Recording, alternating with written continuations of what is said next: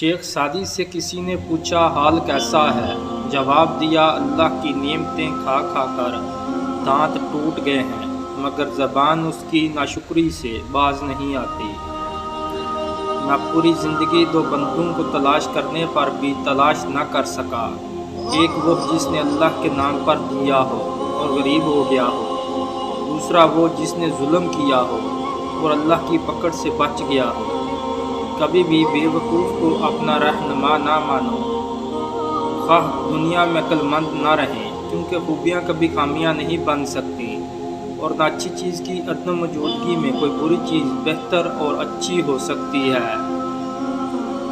کسی کو اتنا پیار دو کہ گنجائش نہ چھوڑو، اگر وہ پھر بھی تمہارا نہ بن سکے تو اسے چھوڑ دو، کیونکہ وہ محبت کا طلبگار ہی نہیں بلکہ وہ ضرورت کا پجاری ہے۔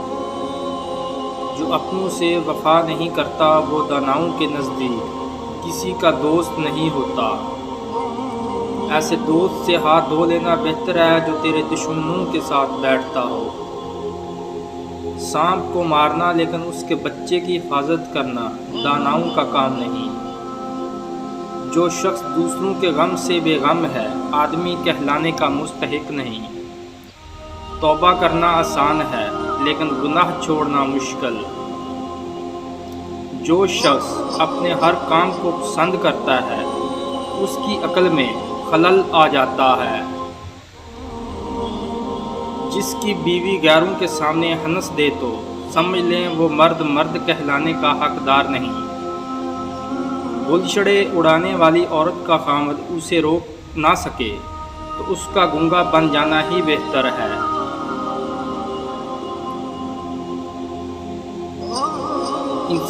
تعلیم انسان کو بولنا تو سکھا دیتی ہے مگر یہ نہیں سکھاتی کہ کب، کہاں اور کتنا بولنا ہے۔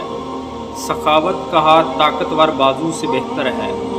اگرچہ انسان کو مقدر سے زیادہ رزق نہیں ملتا لیکن رزق کی تلاش میں سستی نہیں کرنی چاہیے۔